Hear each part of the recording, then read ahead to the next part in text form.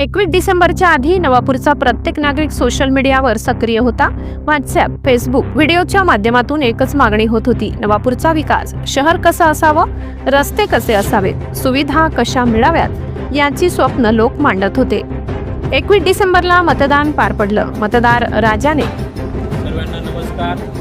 आजचा जो जनतेचा माझ्या मार्गात जो एकतर्फी विजय दिला आहे, तो विजय हा पूर्ण गावित परिवाराच्या प्रेम दाखवणारा गावित परिवाराचा विश्वास दाखवला आहे आणि एकतर्फी सत्ता दिलेली आहे। जो आज आहे हा फार आनंदाचा क्षण आहे आपल्यासाठी। पण उद्यापासून नवापूर शहराची सेवा करायची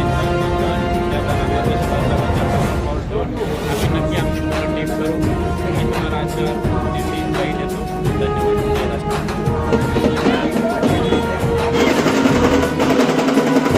एकतर्फी राष्ट्रवादी काँग्रेस अजितदादा पवार गटाला सत्ता दिली। नगराध्यक्षपदी जयवंत जाधव विराजमान झाले, तर 23 पैकी तब्बल 20 नगरसेवक विजयी झाले। जनतेने भरभरून कौल दिला। आता अपेक्षा आणखी वाढल्यात। मात्र वास्तव काय सांगतं?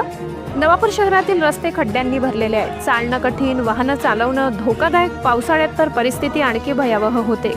धूळ, चिखल आणि खड्डे हेच आजही नवापूरच्या रस्त्याचं चित्र आहे। प्रभाग 9 मधील महाकाली जोडणाऱ्या गल्लीत नाल्याला मोरी नाही, सुरक्षा जाडी नाही, ये जा करणं अवघड आहे। प्रत्येक पावसाळ्यात नाल्याचं पाणी थेट घरांमध्ये शिरतं, नागरिकांना त्रास सहन करावा लागतोय। हा प्रश्न आजही प्रलंबितच आहे। शहरातील नेहरू गार्डनकडे पाहिलं तर दुरावस्थेचं चित्र दिसतं। लहान मुलांसाठी खेळायला योग्य जागा नाही, सुविधा अपुऱ्या आहेत।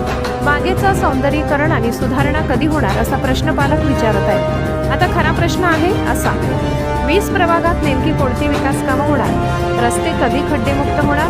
नाले, मोऱ्या, पाणी, स्वच्छता यासारख्या मूलभूत प्रश्नांना कधी न्याय मिळणार? जनतेने निवडून दिलेले प्रतिनिधी आता जबाबदार आहेत। नवापूरचा विकास कागदावरच राहणार की रस्त्यावर दिसणार? राष्ट्रवादी काँग्रेसचे प्रतिनिधी नवापूरचे राजे ठरणार की खरे शिलेदार? याकडे आता संपूर्ण नवापूरची नजर लागली आहे।